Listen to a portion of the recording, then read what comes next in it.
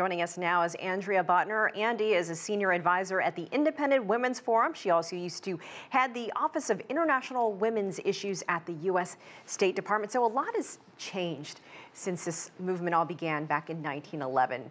What have you really noticed over just even the last few years? Well, thank you for having me. It's a great day, International Women's Day, a great day to be here. And there has been so much that has changed. I think of this celebration, the marking of this day that's over 100 years old.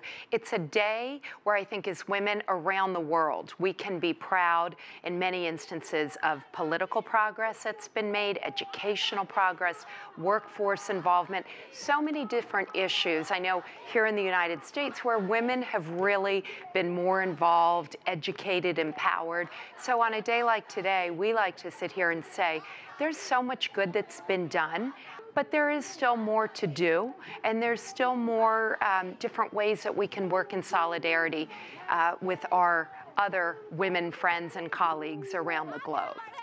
This year's theme is Balance for Better. Balance for better in many different ways. Pay parity, gender, all sorts of things. What do you have to say about balance? Well, I think balance is very individual to each woman, how she's going to balance her life, how she's going to balance that personal life with her career, with her educational choices. We here in the United States have seen that the majority of college students, the majority of medical and legal students, they're women.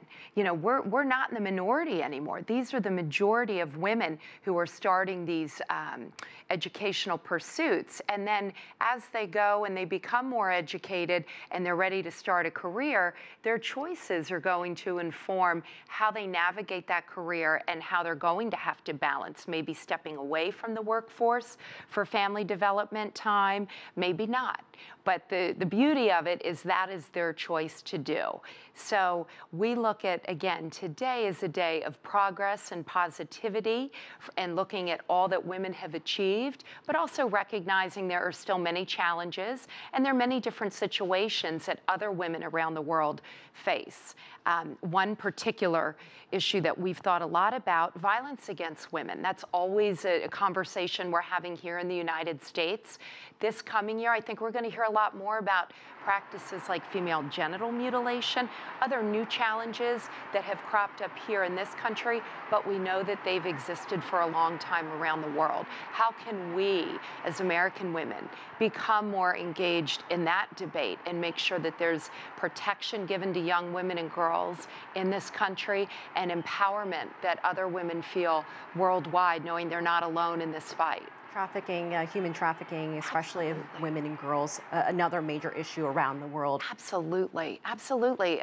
Those issues, they're not going away. I think there's light being shown more brightly on them. And for many, I think in this country, it's horrific at times to realize that that occurs here, but it does. And so we need to face that head on and try to put a stop to it and hope that the efforts are continually joined and supported by other women and communities around the world. About 30 seconds left. How do we get the word out? Is it education? Is it social media? Is it just talking to each other, men, women, children? Yeah. How do you get the message across? I think all of those. And I think what's a huge development in the last decade is the rise of social media. So a day like today, where we can tweet and we can text about International Women's Day, that is such an awareness-raising tool. And I think it reaches women from all parts of the globe. Andrea Bottner, thank you so much for sharing us. Happy International Women's Day. You too. Thanks for having me.